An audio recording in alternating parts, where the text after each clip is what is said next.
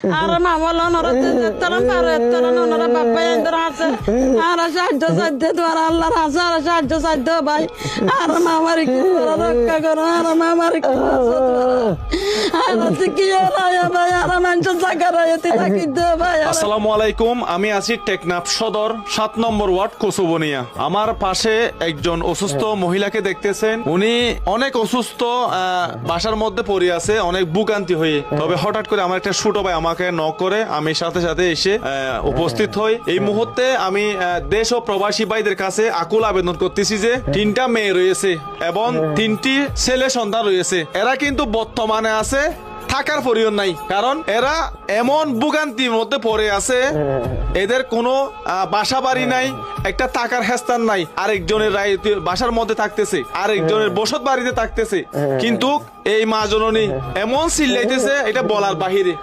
কারণ এই মুহূর্তে তাদের কাছে চিকিৎসা করার মতো কোনো সামর্থ্য নাই। বিশেষ করে যারা কোসোবনিয়া এলাকার যারা প্রবাসী ভাইয়েরা রয়েছেন, টেকনাফ সদর কোসোবনিয়া এলাকার যে 7 নম্বর ওয়ার্ডের সকল প্রবাসী ভাইয়েরা রয়েছেন, আপনারা একটু এই মা জননীর জন্য, যার কাছে সামর্থ্য আছে তারা অবশ্যই এই মা জননীর জন্য অবশ্যই আপনারা একটু সহযোগিতার হাত বাড়িয়ে দিবেন। হয়তো আপনার কাছ থেকে সহযোগিতা পাইলে উনি একটা চিকিৎসা নিতে পারবে চট্টগ্রাম বা কক্সবাজার নিয়ে গিয়ে। এই মুহূর্তে তাদের কাছে কোনো সামর্থ্য নাই, একটা টাকা না থাকার কারণে এরা 3জন এখন বাসার মধ্যে পড়ে আছে।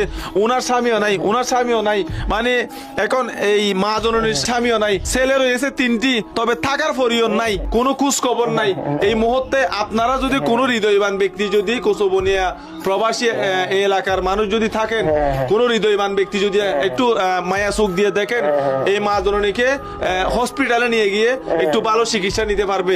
উনি সকাল বিকাল এমন জ্বালা যন্ত্রণা, ব্লাড বের হইতেছে গাল থেকে এবং অন্য জায়গা থেকেও ব্লাড বের হইতেছে। আপনারা যদি এগিয়ে আসেন তাহলে অনেক ভালো হবে আশা করি। আমি এদের একটা বিকাশ নাম্বার দিতেছি, আপনারা এই নাম্বারে অবশ্যই যোগাযোগ করবেন, উনার সাথে যোগাযোগ করবেন। যদিও বা তাদের সাথে যোগাযোগ করতে না পারেন, আমার সাথে যোগাযোগ করবেন।